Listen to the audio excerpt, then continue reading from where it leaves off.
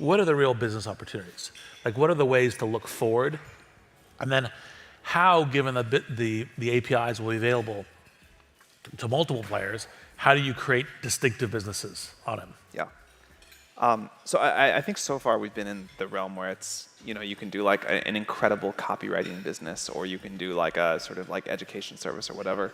But I don't think we've yet seen the kind of like people go after the like, $1 trillion like take on Google's. And I think that's about to happen. Like maybe it'll be successful, maybe Google will do it themselves, but like I would guess that with the quality of language models we'll see in the coming years, there will be like a serious challenge to Google for the first time for a search product. And I think people are really starting to think about like, how do the fundamental things change? And that's going to be really powerful. I think that like a human level chat bot interface that actually works this time around, like I think like, many of these trends that like we all made fun of were just too early. Like the chatbot thing was good, it was just too early. Now it can work, and I think having like new medical services that are done through that, where you get great advice, or new education services, like these are going to be very large companies. I think we'll get multimodal models in not that much longer, and that'll open up new things. I think people are doing amazing work with sort of agents that can use computers to do things for you, use programs, and this idea of like a language interface, where you say in natural language what you want in this kind of like dialogue back and forth. You can iterate and refine it, and the computer just does it for you. You see some of this with like DALL-E and Copilot in very early ways, but I think this is going to be a massive trend, and very large businesses will get built with this as the interface, and more generally that like these very powerful models will be one of the genuine new technological platforms, which we haven't really had since mobile. And there's always like an explosion of new companies right after. So that'll be cool.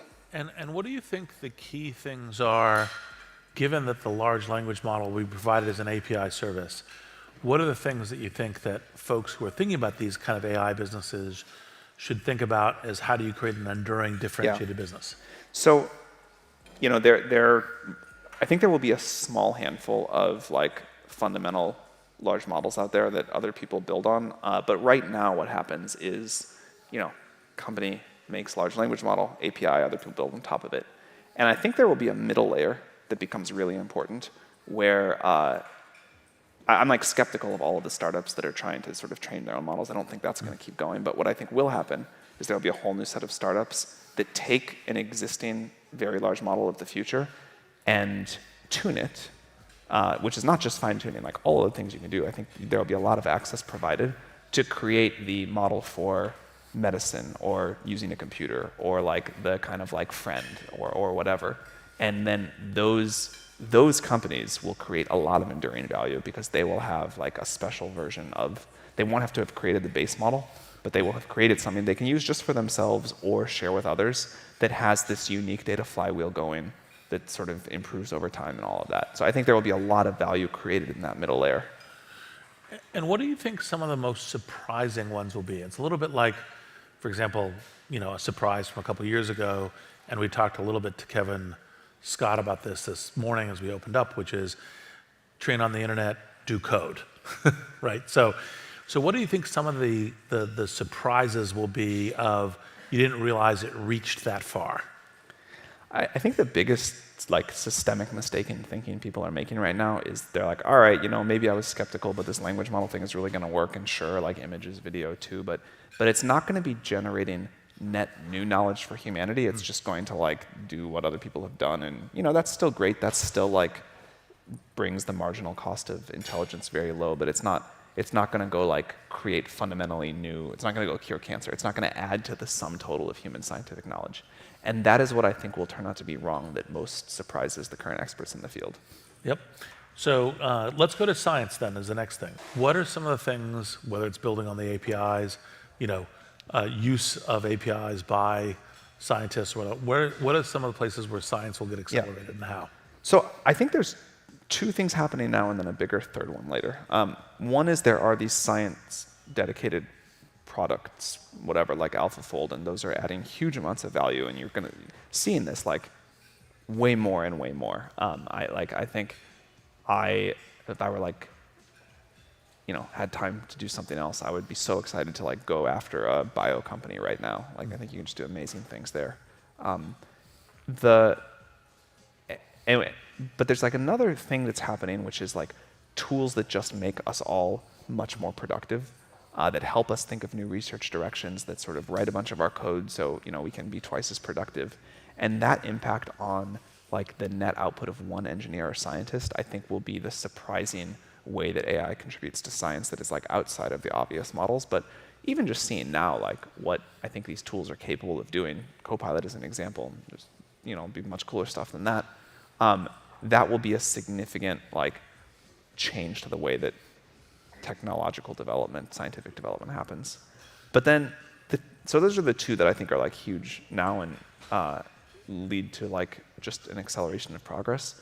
But then the big thing that I think people are starting to explore is, I hesitate to use this word because I think there's one way it's used which is fine and one that is more scary, but like AI that can start to be like an AI scientist and self-improve.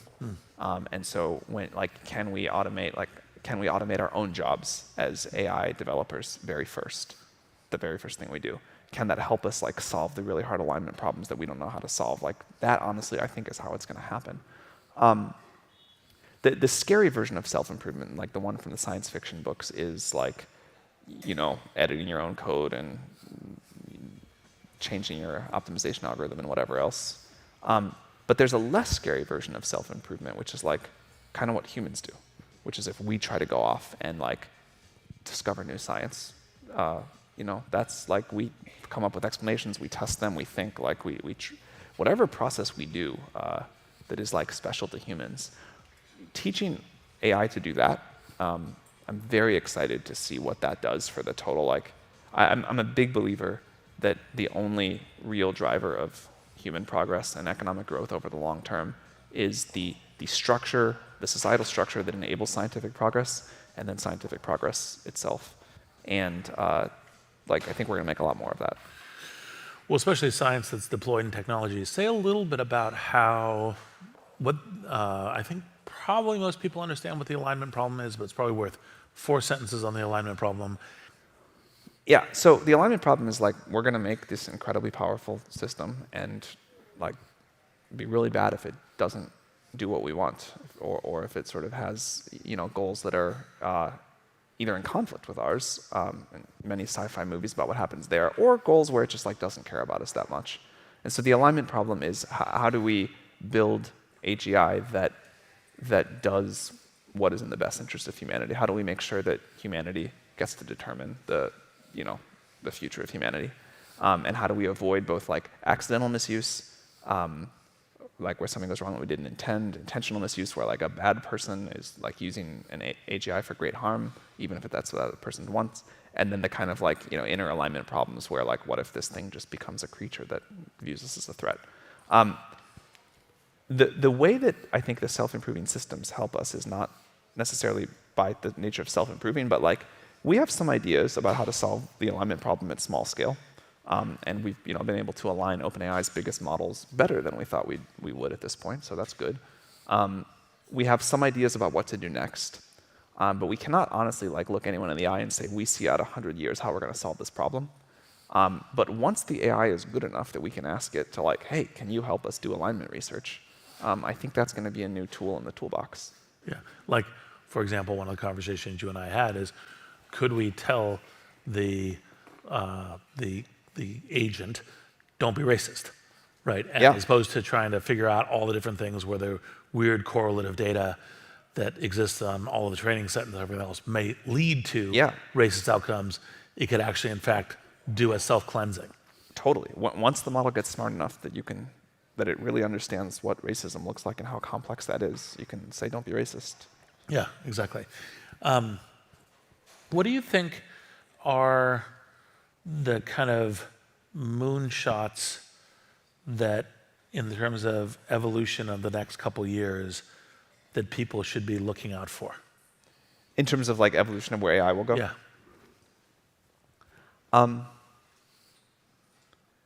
I'll start with like the higher certainty things. I think language models are going to go just much, much further than people think. And we're like very excited to see what happens there. I think it's like what a lot of people say about running out of compute, running out of data. Like that's all true, but I think there's so much algorithmic progress to come that we're going to have like a very exciting time. Another thing is I think we will get true multimodal models working.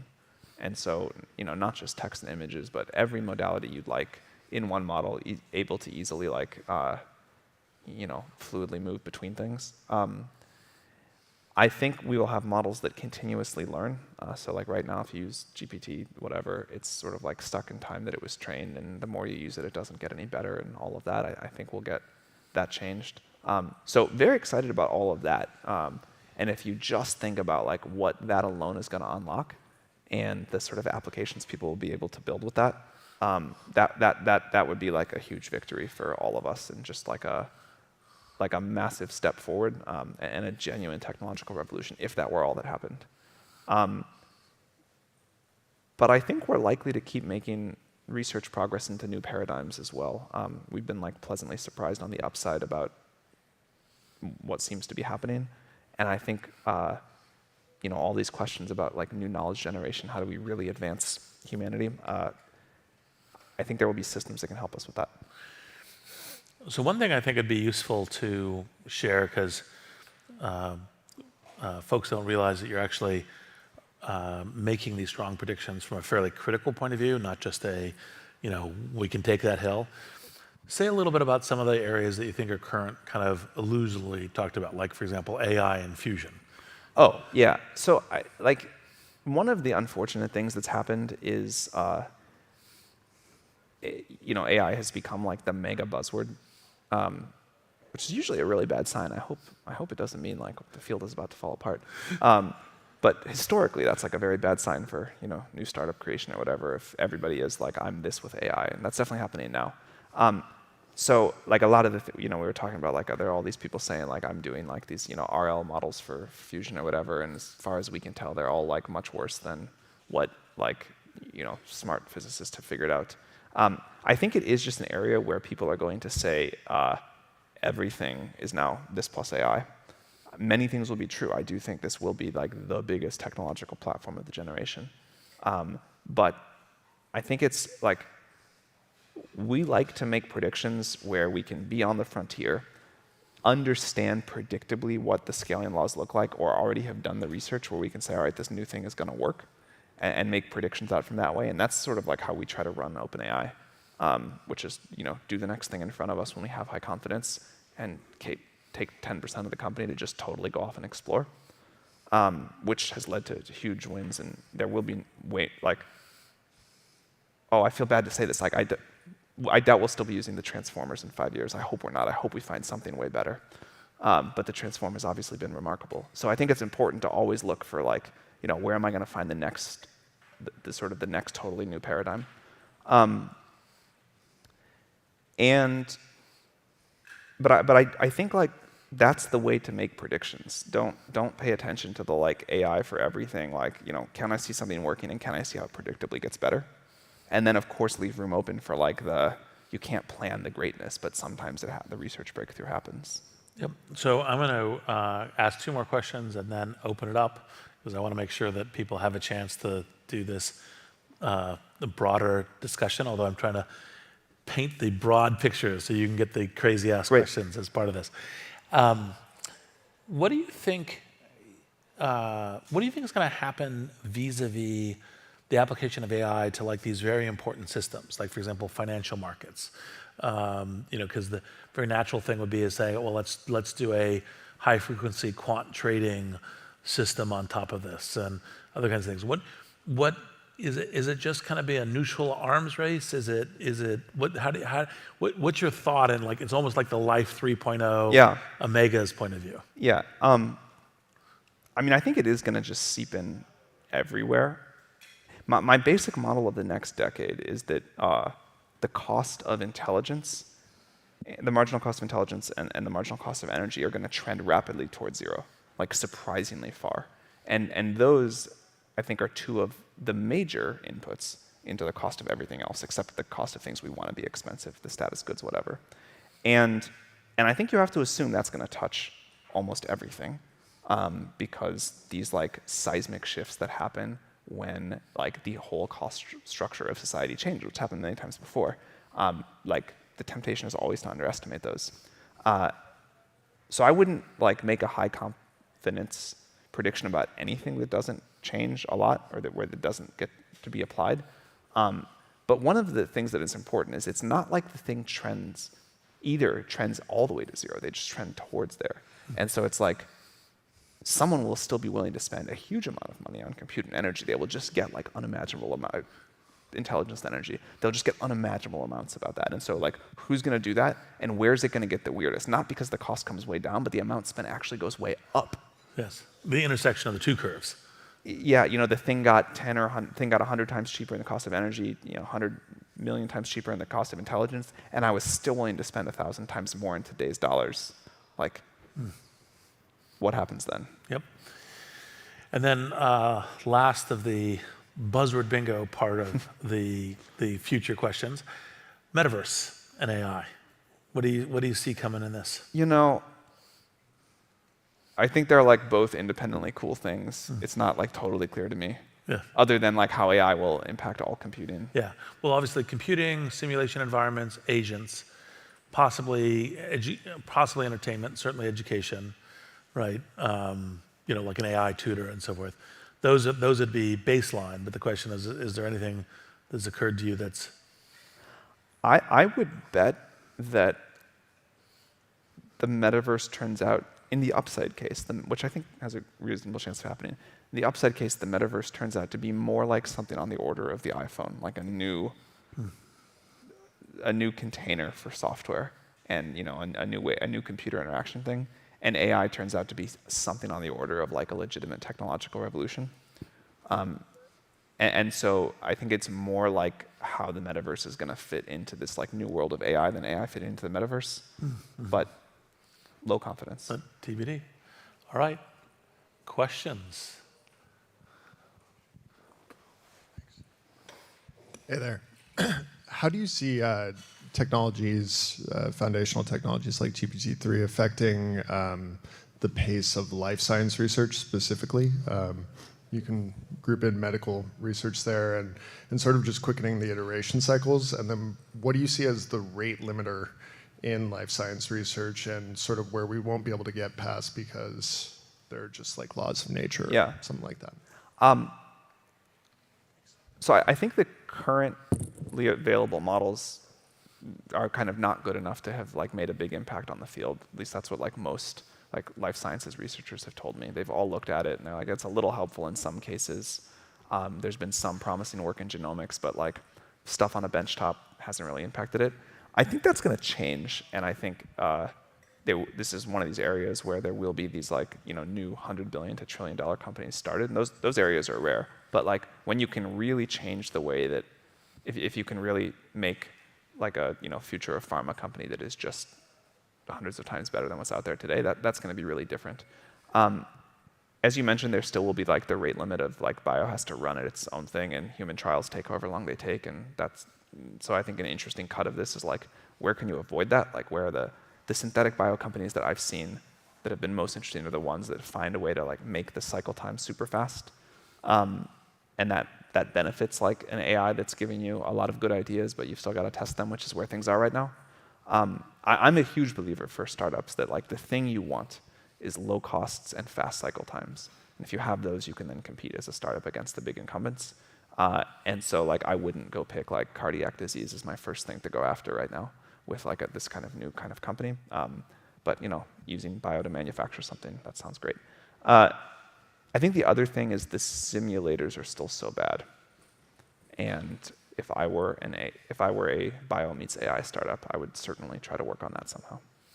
When do you think the AI tech will help create itself? Oh, it's almost like the self-improvement will help make the simulators significantly better.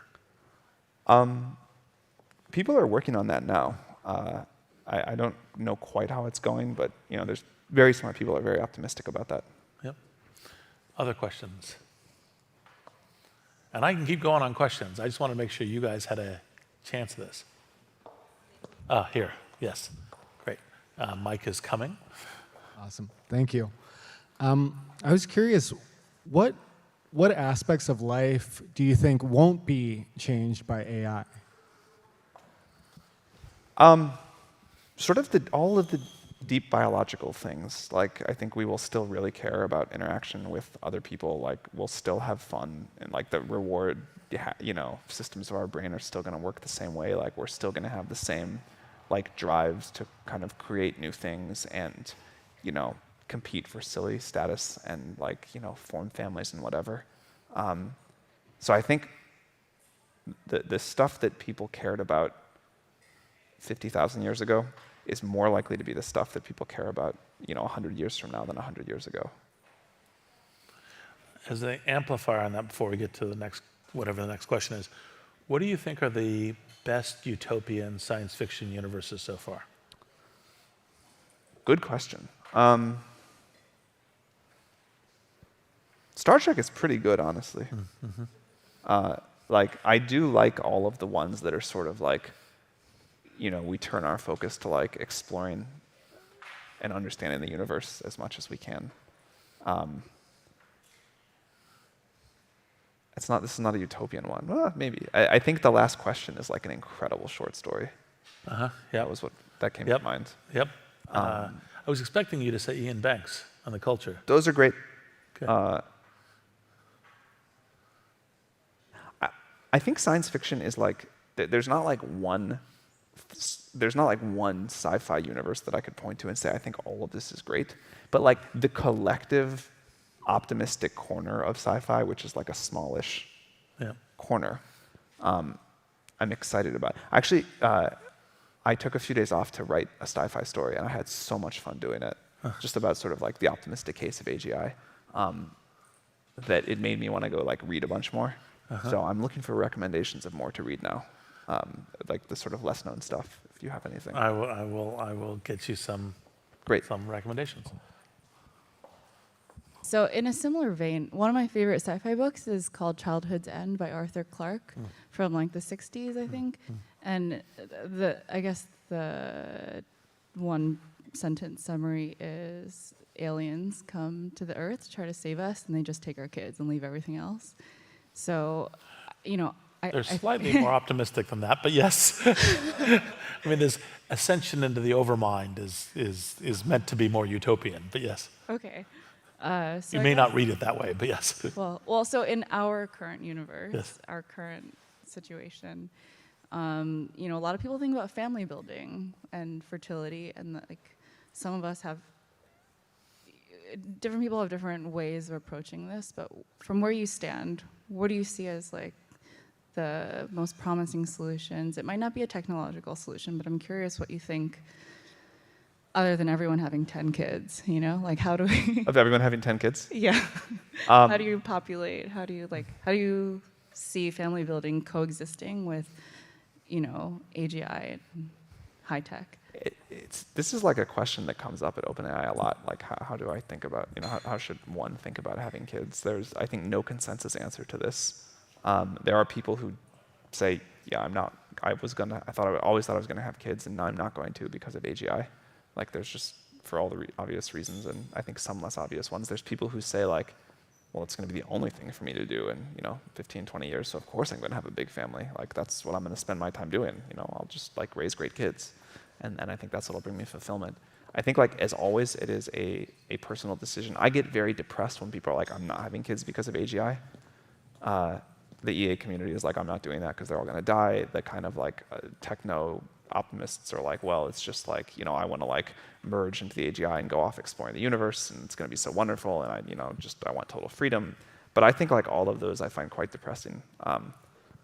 I think having a lot of kids is great. I want to do that now more than I did, even more than I did when I was younger, and I'm excited for it.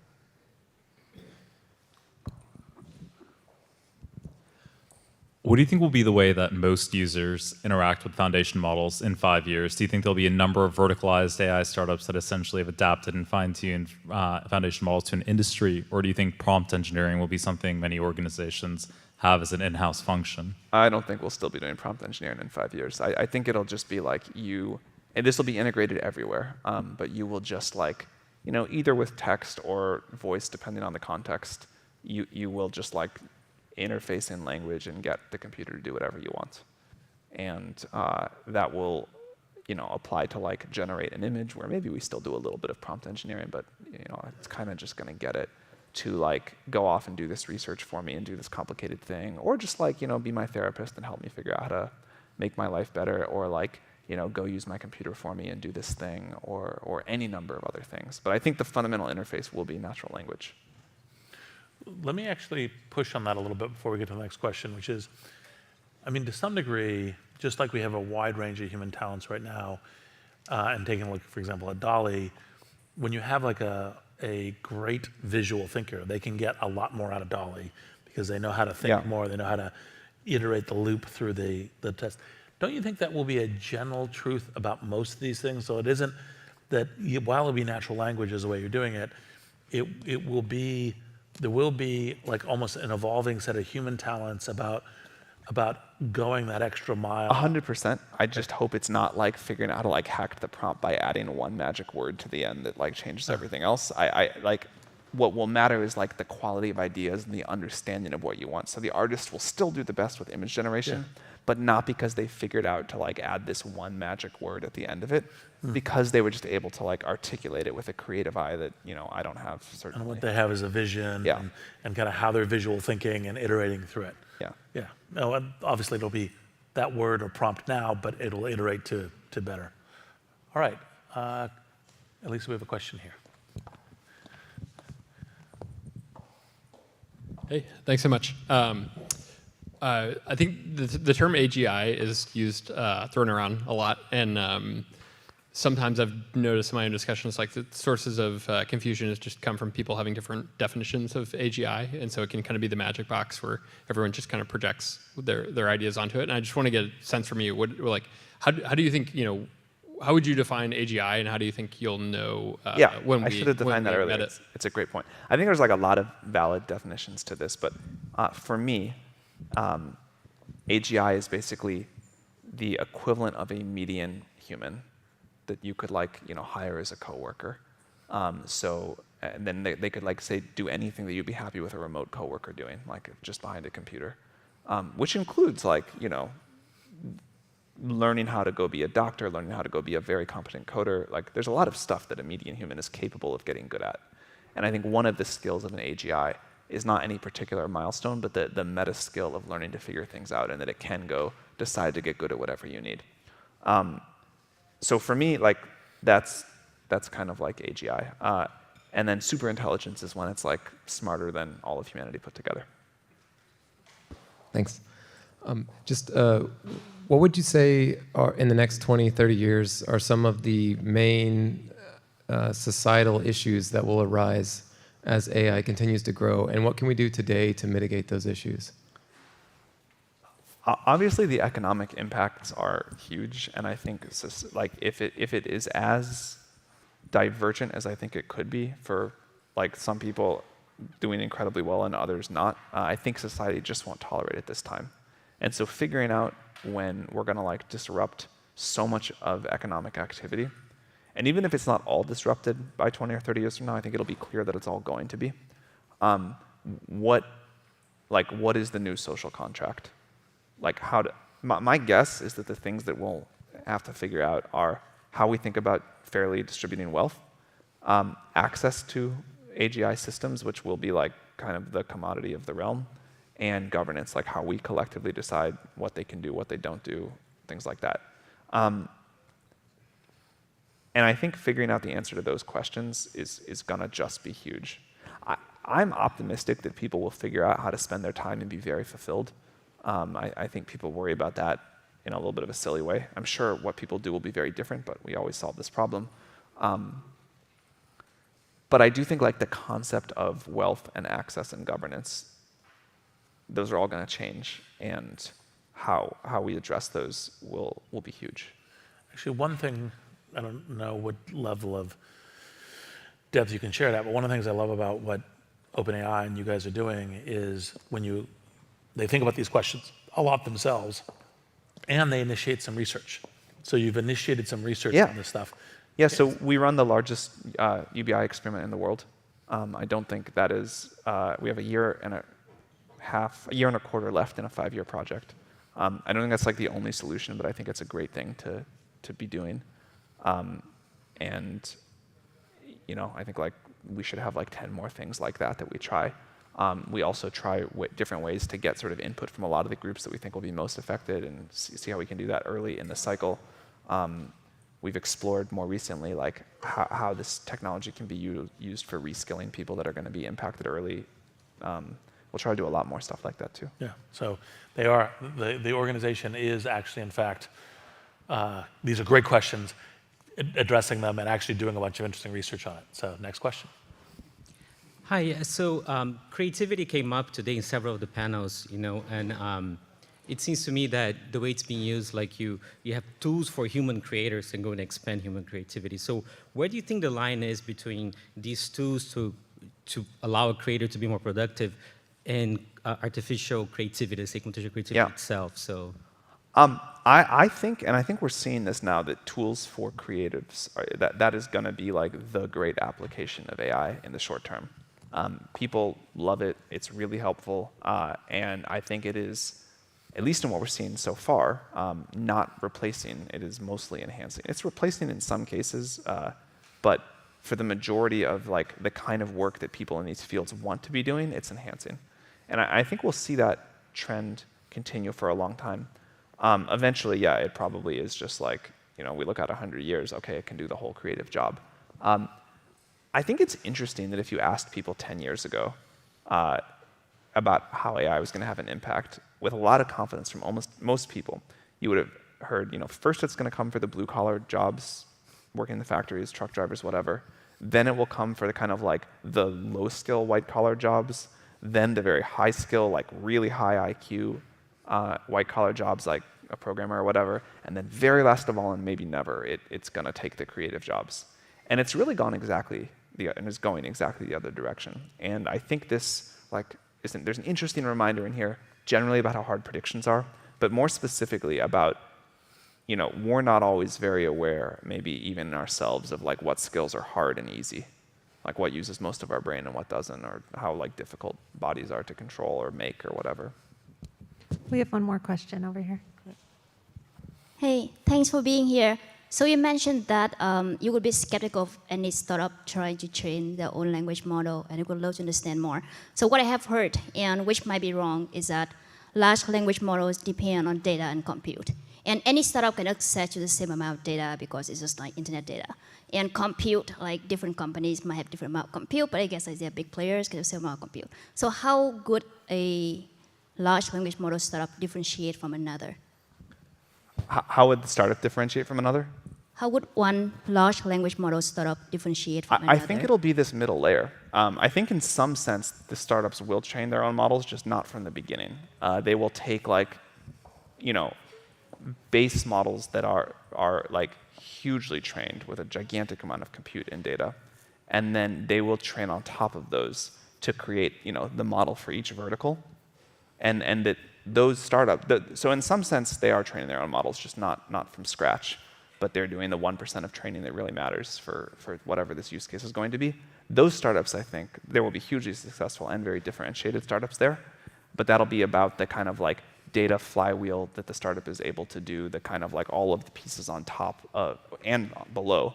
Like this could include prompt engineering for a while or whatever, the sort of the kind of like core base model. I think that's just going to get too complex and too expensive, and the world also just doesn't make enough chips. So Sam has a work thing he needs to get to. And as you probably can tell with the very far-ranging thing, Sam always expands my boundaries, and a little bit unlike the when you're feeling depressed, whether it's kids and anything else, you're the person I always turn to for optimism. I appreciate that. Yes. So anyway, I think like no one knows. Like we're sitting on this like precipice of AI, and like people are like, it's either going to be like really great or really terrible.